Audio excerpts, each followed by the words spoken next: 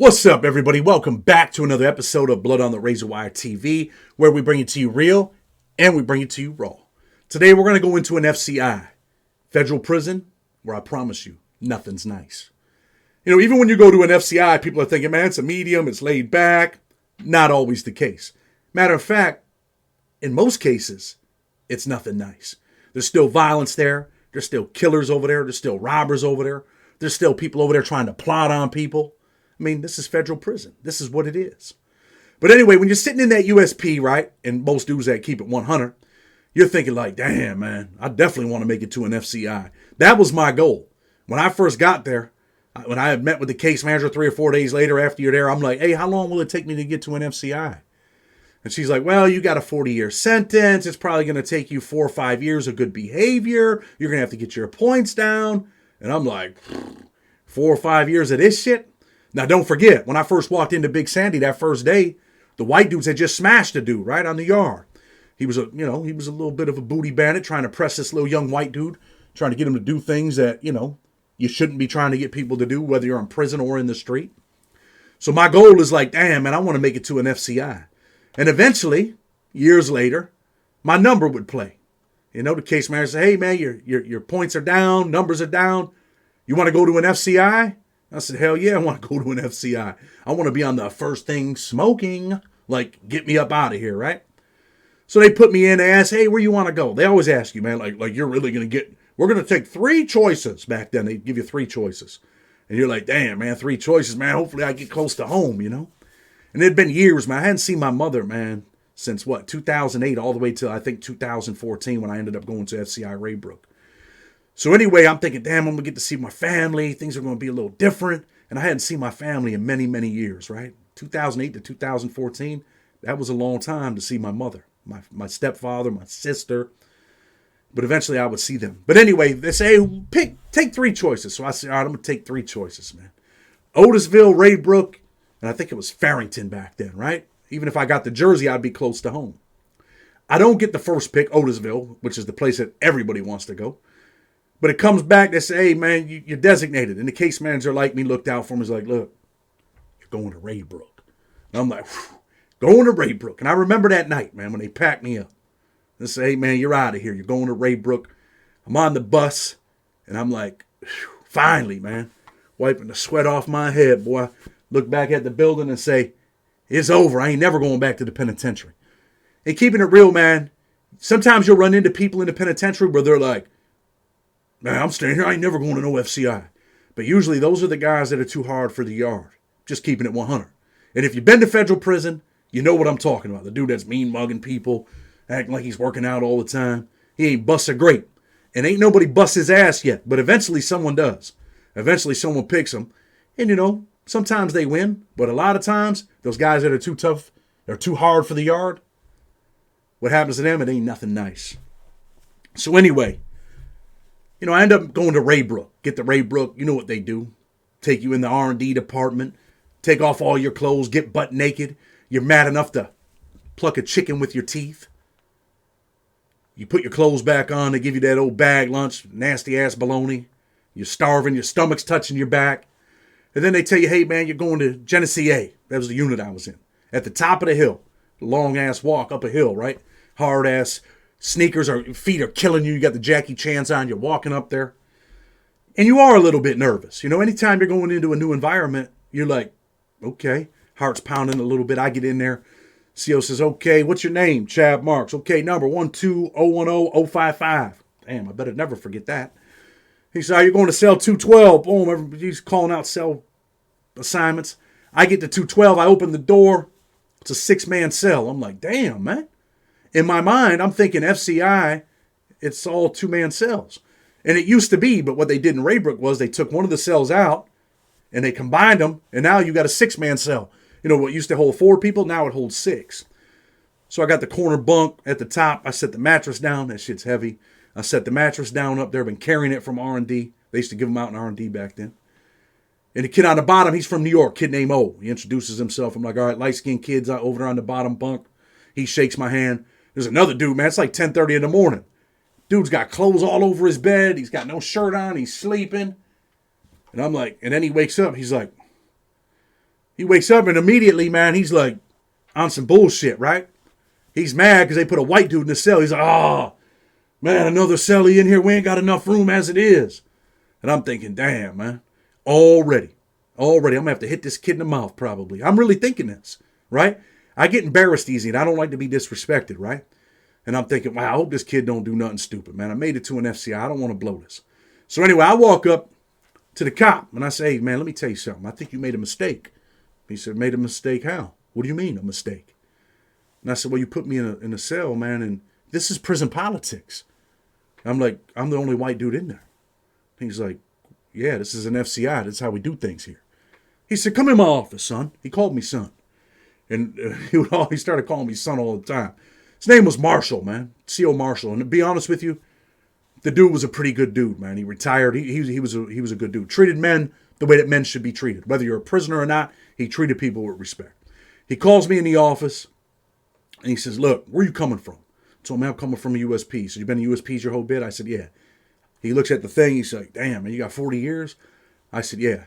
I said, man, I'm not going to make it in a 6-man cell, man. I need peace. And he said, well, look, man, I'll talk to the counselor. I'll try to help you out. Really, dude was going to try to help me out. And he's like, but you're going to have to ride that shit out, man, for, maybe a week or two. Try to find someone you can go in a cell with. And I'm like, all right, man, I'll try to find somebody. And I said, I got to find me a cell. So I go back to the cell. I start making the bed. Black kid over there. He's a Crip. Turns out he's a Crip. He starts sucking his teeth. The light-skinned kid, man, he was a pretty good kid, man. Me and him, we ended up getting into it in the cell with the hands. And the kid O was a real good dude. And I forgot who else was in the cell, man. Irrelevant right now, right? But anyway, dude's like sucking his teeth, and I'm just like, man, super uncomfortable. I make the bed. I'm not hanging out in the cell no matter what. And the light-skinned kid, I want to tell you guys something about the light-skinned kid. He was one of them dudes, man, young dude, Crip, always involved in something, always in trouble, always fighting people. He ends up going to Big Sandy. What do you think happens when he goes over there? He loses his life. He gets killed over there. He gets stabbed to death. Really, I felt bad for that kid. He was from Missouri. He really didn't have much money. Someone had stole his radio. I ended up giving him a radio. But anyway, that's another story. So anyway, I go out in the unit. I meet a couple of the white dudes, start kicking it with them. I know this kid named Oz. Rest in peace. Oz went home, had a wonderful family, overdosed on dope. Dead. Gone. Life over. So he was kind of like my shoe-in, man. He had a little bit of status over there. He's like, yeah, I know this kid, man. I was with him. He was with me when I'd done some bad things in Youngstown, Ohio. And he kind of gave them a little rundown about who I was, what type of dude I was. And honestly, when you come from a USP, and I hate to say it this way, but most of them dudes at the FCI hadn't really been anywhere. Them white dudes were like, oh, man, you were in the USP? And they kind of like glamorized the shit. They like were a little nervous around me. I didn't want them to be nervous. I didn't want any of that. I'm just a regular dude, man. Being in the USP don't make me a tough guy. Being in the USP, I could have been there for 10 years and never had a fight. I could have been there 10 years and ducked and dodged. That don't make you a tough guy. But sometimes you get dudes that come from a USP to FCI and they're too hard for the yard, walking around like, yeah. Them are the dudes who are here, man, I don't even know why they sent me here. But deep in their heart, they really want to be at that FCI. Because if they didn't, they wouldn't have been behaving. They would have been in the USP. They would have bucked the system over there. Man, you're here because you want to be here, man. Stop faking. Keep it 100. So I started doing legal work, right? That's what I've been doing. I go to the law library. That's my gig. Being a jailhouse lawyer, one of the best hustles in prison, right? I've also helped plenty of people for free, and I want to point that out. But I also believe, man, there ain't no problem with making $1 if you're making a difference, right? I say that all the time, too. So, you go down there, there's dudes down there that are doing law work for $100, man. They're doing shitty work. They'll do your case for some Snicker bars and sodas and, whatever. And if you show up there and you're good at what you do, people are going to get mad. People get, they start hating. They start talking shit about you and, oh, that dude don't know what he's doing. But yet you're winning cases. So that's what matters. But anyway, we're going to talk about a kid that he wanted to stab me, man. He actually pulled a knife out on me. Pulls a knife out on me over his legal work. They started bringing these pretrial detainees in from Vermont. Like a lot of these New York dudes were going up to Burlington and Bennington, Vermont, places like that. And they're up there selling dope. They think it's a get-rich-quick scheme. Black dude down there from Brooklyn. He's over there hustling or selling heroin. You're getting a little bit of money because, unfortunately, man, there's a lot of dope fiends over there, right? They're over there, they're selling dope. They get busted. Next thing you know, man, they got a federal case. They get caught with a gun and drugs. What do you think that is? 18 USC 924C. possession of a firearm, or furtherance of a drug trafficking crime. They got your ass. So his kid's probably, I don't know what, man, 5'4", 5'5", got a dirty ass hair. He's always twisting his hair. But he's always in the law library. I always see him in there. He's working, he's typing. And one day he says, "Hey, man, they told me to holler at you, man. You're from New York, right?" I'm like, "Yeah, I'm from New York." He's like, "I need some help with my legal work." And he has a Fourth Amendment violation, right? And he has a legitimate Fourth Amendment violation. So I'm like, "All right, man." He's like, "What will you charge me?" And I think I charged him $250, right? So now I'm working for candy bars and sodas. But anyway, I charge him the $250. I start doing his case. And he's one of them dudes, man, where he's got 1,000 things going on. He starts thinking this, and he's got this issue, he's got that issue. And I'm like, "Look, man, this is what your case is. This is what you got." And I show it to him. I sit him down and show, "This is what you got. You're a good researcher, man. You're fighting for your life, but you're emotionally attached." So I end up doing his legal work. We get his motion done. He acts like he's happy. He pays me. I think, okay, we're all good, right? No problems. None whatsoever. Then he comes back, "Hey, I want to change this. I want to add this," because he's talking to some other jailhouse lawyer. So I'm like, "All right, man, we're going to change it." We do two or three different changes, man, on 2 or 3 different occasions. And finally, I tell him, man, like, "Yo, look, man, this shit's a wrap. That's it." He's like, "Man, I paid you. You're going to do what I tell you." And I'm like, "Look, homeboy, I'm not like the rest of these jailhouse lawyers. A lot of times, this is just keeping it real. Dudes that been to federal prison can weigh in. A lot of times when you get these white jailhouse lawyers, this is the craziest shit ever. Dudes slap these dudes. There's like, I was in Coleman with a dude that was doing legal work for cigarettes, man. And he was good. But, dudes get pissed off at him. They'd slap him. He wouldn't fight back. And you're like, what the And I've seen this plenty of times, man. People beat up their jailhouse lawyer. Sometimes the jailhouse lawyers try to fight back. But usually, man, it's, older, fat, sloppy white dudes, man, doing legal work. And they don't, they just, I don't know, man. They just get punched in the face. I was with a kid named Will. Turned out he was off the chain. I've seen Will get slapped before. I've seen him get slapped like, "All right, I'm gonna do it." And I'm like, what the fuck? So I told dude, "Hey, man, I'm not like the rest of these dudes, bro. I know you've never been to federal prison, and this is your first spot." And, a lot of New York dudes, keeping it 100, man. New York dudes, even myself, we're aggressive people. So dude's a little aggressive. And I'm like, "Look, man, this is it, homie. I'm not doing no more." He's like, all right. So he half-ass threatens me when he says, "All right." And I had always made a vow to myself, man, if anybody ever threatens me ever again, or I'm ever in a situation like this, either I'm leaving or he's leaving. And I slipped up. But I slipped up because, man, I'm at an FCI. I'm at an FCI close to home. I finally got to see my mother, my stepfather. They come on a visit. And after all them years, man, I seen my mother, man. And I was like, wow, man. She looks so different, man. I got to keep it real, man. She just looks so much older, man. Like life had weighed her down, My stepfather had came up there. He still looked the same, except for he didn't have any hair. But that's the realities of prison, man. You end up seeing your family. You're like, damn, these are different people, man. These ain't even the people I thought they were. At least they don't look like that. Because you got this vision in your mind and you're still talking to them on the phone. Their voices still sound the same. But after you haven't seen them in 6-7 years, they look, dramatically different. But anyway, I'm like, man, I don't, I'm letting this kid half-ass threaten me. And I talked to my boy Cedric Dean and I tell Ced, man, this dude half-ass threatened me. I think I'm going to do something to this kid. And Ced's like, man, let that shit go. Don't trip, man. He's a nobody. That night, we're in the school building, right? And I'm walking in the back. He's like, "Hey, man, let me holler at you real quick." And in the back, they have like this, art area, pottery, paintings. And then off to the left, there's some classes. So I'm like, all right, what's up? And he's like, and he pulls a knife from underneath. He's got a knife inside his sweatshirt, right? He pulls a knife out. He's like, "Yo, man, I told you." And I say, "Hey, bro, you're going to pull a knife." And Cedric Dean's right there with me. And I just get extremely angry, man. Extremely angry. And I tell him, I say, "Hey, man, I'm going to fucking kill you. You want me to kill you?" And this ain't on no tough guy shit. This is real life prison, man. This is the type of shit that happens in prison. These are the type of people that you're around. A dude that you try to help, which I really did help this kid. I'm trying to help you, and you want to stab me, man? So he ups the knife, and I'm thinking, in my mind, I'm thinking, damn, this kid, he's from New York. He probably knows how to use this knife a little bit. Been on Rikers Island before. And I'm thinking, man, I got to get this knife from this kid, all right? I'm like, man, what am I going to do? In the heat of the moment, I'm like, man, what? And I start talking, boom, and I grab this kid. I grab him by his wrist. I got him. He's too little for me. I'm a pretty big kid. I grab him. And I take the knife from this kid, man. And I'm like, bro, I'll kill you with this knife. And I let him ride, man. I let him go. I took the knife. I let him go. And Cedric's like, hey, man, chill. He gets involved. Cedric gets involved. And Cedric's like, he can be aggressive at times, too, if he has to be. He's real aggressive with him. And Cedric's from North Carolina, man. But anyway, I'm real cool at the time with the New York shot caller. I go holler at the New York shot caller kid named Lex. I'm like, yo, look, man, this dude, whatever, pulled a knife out on me, this and that. Yo, listen, something's going to have to happen.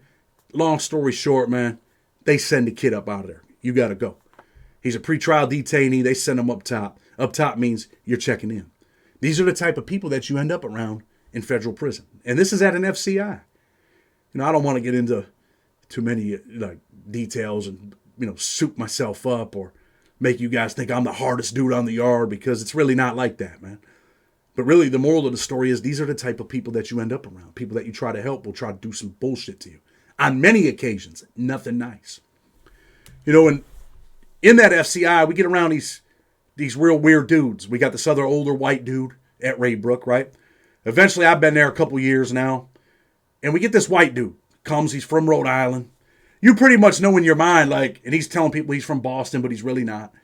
You can kind of tell, man, from a dude's demeanor. When they're running around getting high already, they're there 2 days, they're getting high, and, they're the guys that are out working the compound. They're stealing the chew bottles. Yeah, they smoke chew out of the CO's mouth.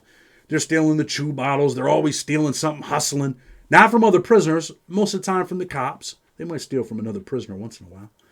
But most of the time, man, they're stealing shit from the cops, and they're back in the unit. They're selling shit. These are the guys that he's been in 5 other prisons, and he's done the same shit in every prison. And eventually, he ends up getting a dope debt, can't pay his bills, and believe it or not, these dudes get cigarette debts too. Can't pay their bills. They check in. They end up at the prison that you're at. A lot of times, man, in the penitentiary, they'll check your detention order. Man, what are you here for, man? Let me see your detention order. Because in the penitentiary, they're looking for a reason to smash you. Most dudes in the FCI, you ain't really trying to leave, man. You want me to keep it 100 with you? Dudes ain't trying to leave. I don't care who's the shot caller. None of that shit. I don't care what car you're in. I don't care what race you are, what color. None of that shit matters. Except for, maybe I'll make one exception, man. The Southsiders. The Southsiders, the Serenios, and MS-13. If you did any bullshit anywhere and they find out, you're out of there. If you're a Paisa and you show up and you checked in somewhere, you're probably good. If you're a white dude, you show up and you checked in, you want me to keep it real? Instead of, keeping it, this is what federal prison's like, man. Keeping it real with you. You're a white dude, you checked in somewhere. They're usually not checking that. They'll check your paperwork, check your judgment and commitment. You're not a chomo or whatever, you're good. You're all right. But eventually someone will come like, yo, man, dude right there, man, he checked in. And then what happens is the dude's just completely embarrassed. He starts denying it. And then the dude that says he checked in and that dude that did check in, eventually, more than likely, they end up fighting. And they go to the hole. Then they come out and they're friends, right? Hey, we're all right, man. You stay away from me. I'll stay away from you. And don't talk about me anymore, man. Check it in. I mean, that's really kind of how it works at an FCI. I'm just keeping it real. And some dudes might weigh in, no, man. Well, places I've been.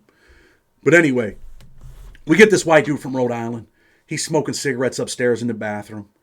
And I don't like the way that shit smells, man. People that smoke chew and shit, you're like, damn, man. You don't even want to sit. Because there's only a handful of people that are doing this shit in the unit. And you're like, man, damn. Eventually, I end up telling the white dude, yo, man, you can't sit in the white section no more, man. You're over here smelling like that. I used to tell him, go put some Muslim oil on. You do that shit, you're offending everybody over here. And he started getting mad, talking about, man, you got to let me do my time, man. I'm trying to do my own time. And I'm like, dude, I don't care what you're trying to do. I told you, man, you're not sitting over here anymore. And he gets smart. And you know what? I feel bad about this, but he ends up getting smart with me, man. And I had to slap him. So I slap him. And I tell him, bro, you're not sitting over here no more. He starts going over to the movies. He starts sitting at the movie TV. Now he's a movie TV guy. He starts telling people, man, I ain't fucking with the white dudes, man. Fuck that. I'm on my own. Okay, you're on your own. Whatever. You're at an FCI. You're on your own. Now he's smoking upstairs in the shower. Right next to the dude that did all the tattoos on my back, right? Real tattoos, you dirty-minded mother. Anyway, Spanky lives up there. Sereno. He lives up there with one of his homeboys. And dude's up there smoking. So what do you think the cops do? And the cops played this game. They know it ain't Spanky. They start searching his cell. I smell cigarette smoke. They're searching the first 3 or 4 cells up there. We don't want no smoking up here. They know it ain't them. They know people are up there. But what they want us to do is police our own. And that's the way it was for many, many years. In federal prison, you police your own. Your guy does something wrong, you beat the shit out of him. You send him out of here. And that's what the cops expected. So I ended up talking to Spanky and the Serenios. I might have talked about this a little bit before in another video. And me and Spanky are like this, right? It's one of my best friends in the world, man. I'm just did his compassionate release motion for free. And I pray to God this kid gets out of prison. But anyway, he's like, yo, he calls me Shad. His English ain't, the best. Shad, I got to talk to you, Shad. I said, what's up, bro? He said, look, man, this fool right here, he's over here. He's smoking cigarette, man. He bring the cigarillo and the police, they come and search my cell, man, every fucking day. And I'm like, all right, man, let me talk to him, man. So I talked to the dude. I'm trying to give him an out. Now, remember, I had slapped him before. I'm like, listen, man, you got to stop smoking up there because when you smoke up there, they're searching this dude's cell. So stop doing this shit. And he's like, man, I can't do my own time. And I'm like, do your own time? I said, bro, you're not letting these dudes do their own time. Why aren't you smoking in your cell? Go smoke in your cell. Blow the shit out the window. So when the police come, they search your cell. You're not smoking in there because you don't want them searching your cell, right? Oh, man, the vent. I said, bro, I don't want to hear none of that. I told you, man, stop smoking up there. You're leaving cigarette butts in there and ashes. People are showering in there. It ain't me, man. I clean up after myself every time. I'm like, look, bro, I told you, man, stop smoking in there. And you know how like when you were a little kid, you get mad at your dad or something, you'd be like, he hits me with the, and he walks. I let him walk. Again, man, 2-3 days later, he's in the shower smoking. That night, they holler at me. I take him in his cell. He's in the first cell up by the police station. That's probably why he didn't want to smoke in there. So I go in there with this kid from Boston, Richie. Might have a picture of Richie we could throw up. I go into the cell, and I'm like, hey, man, I told you, man, to stop doing what you're doing up there, man. And he's like, man, Chad, man, you're trying to do my time. I got to do my... And I hit him. Boom! I hit him, and Richie hits him. Bang, bang. Richie really sits him in his seat on his bed. Boom, boom. And now the kid, he's like, damn, bro. Damn, man, it's like that, man. My own people. I'm like, your own people? Man, white dudes always jumping on white dudes, man. You guys don't jump on no one else. Well, we're not being disrespected by no one else, bro. You're disrespecting us and putting us in a situation where we might end up fighting all the Serenios. We're not singling you out because we're scared of the Serenios. He started saying some shit like that. No, we're not singling you out. We're telling you, man, that this thing's about respect. And you're disrespecting these people. So that's why you got slapped. That's why you got punched in the face. 2-3 days later, he's working on the compound. I guess he's beefing with some other dude came from the penitentiary. Dude don't like him. He feels like, man, this dude's he's always with the cops. He's always ending up with all the chew. And dude ends up grabbing a bottle of chew that this dude says, oh, man, that's mine. I've been getting that for the last 2 years. Dude just came from the penitentiary. He's like, dude, I don't care what you say. It's mine. I found it. It's mine. They get in a fight out on the yard, and dude gets knocked out over by the police station, the same white dude that we had to slap. And he ends up going to the hole. He goes to the hole. He's got like 6 months left. But this is the crazy part. And we're back to these are the people that you're around, right? He starts sending out kites. And dude shows me the kite that he sends out.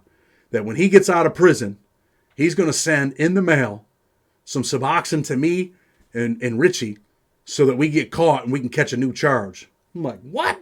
So this dude's planning on getting out of prison and sending some stuff into the mail. Like he's going to try to disguise it, but where they can find it to get us jammed up. And had he got out of prison and done that and sent something like that to us, we probably would have been jammed up. Because we were going to be, hey, man, we don't know nothing about this. Yeah, okay. Dude, I'd have no one sending anything. Yeah, all right. And they might be taking your ass to federal court. I just did a case for a guy that got another 15 years for getting busted with Suboxone.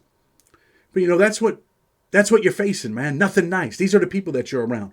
And I'll always try to be all right with that dude, man. He reminded me of one of my uncles. He was an older white dude, long, scraggly hair, kind of dingy and dirty. But, he's like the dude that you see in your neighborhood, man. That's like, he'll fix your brakes for $30. You know what I mean? He'll go climb up the pole back in the day and hook your cable up. Or he'll fix your motorcycle. He was that type of white dude.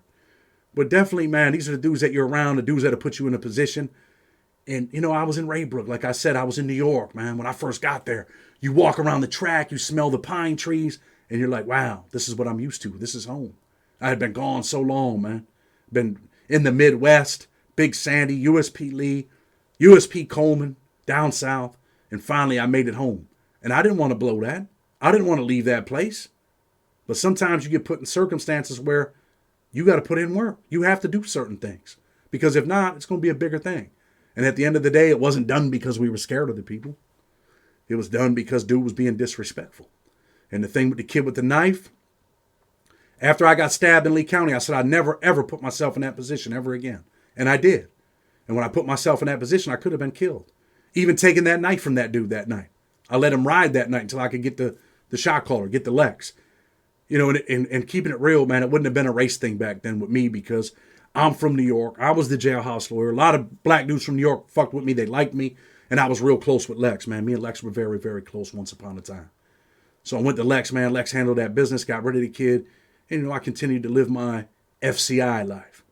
But this is federal prison, man. Blood on the Razor Wire TV. Until tomorrow, with respect, we're out.